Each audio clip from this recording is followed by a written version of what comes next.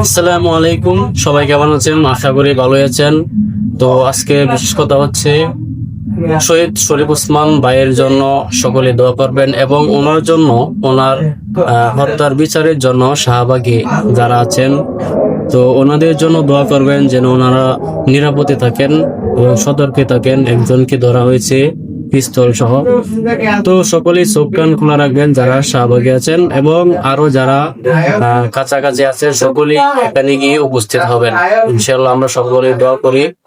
তো কথা একটাই, আল্লাহর কাছে দোয়া করি আল্লাহ যেন খুব শীঘ্রই এই বিচার ফয়সালা করেন, কারণ সকল ফয়সালার মালিক আল্লাহ, এটা সকলে মানতে হবে। এবং শরীফ ওসমান হাদি ভাই সকলকে এটাই শিক্ষা দিয়ে গেছেন, সত্য এবং ইনসাফের কথা।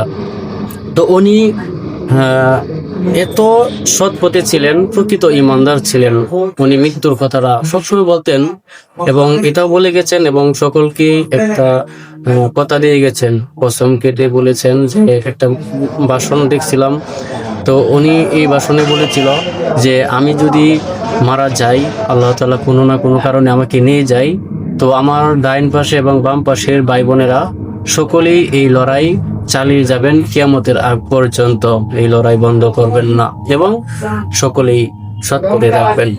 তো সকলকেই বলবো, সেখানে যারা যারা কাছাকাছি আছেন সকলেই ওনাদেরকে হেল্প করুন, সবাই এবং এই বিচার করুন। এবং কি শুধু আমরা না, পুরো বিশ্বেই কিন্তু অনেক ভিডিও দেখতেছি দেশের বাহিরে, ওনাদের দেশেও কিন্তু এই শরীফ ওসমান হাদি ভাইয়ের জন্য বিচার দাবি করতেছেন, আন্দোলন করতেছেন। তো আমরা কেন বসে থাকবো?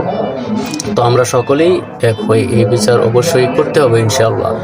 তো সবাই ভালো থাকবেন, সুস্থ থাকবেন এবং ওনাদের জন্য দোয়া করবেন এবং সবচেয়ে বেশি আল্লাহর কাছে দোয়া করবেন যেন এই বিচার খুব শীঘ্রই করে। সকলকে ধন্যবাদ। আসসালামু আলাইকুম।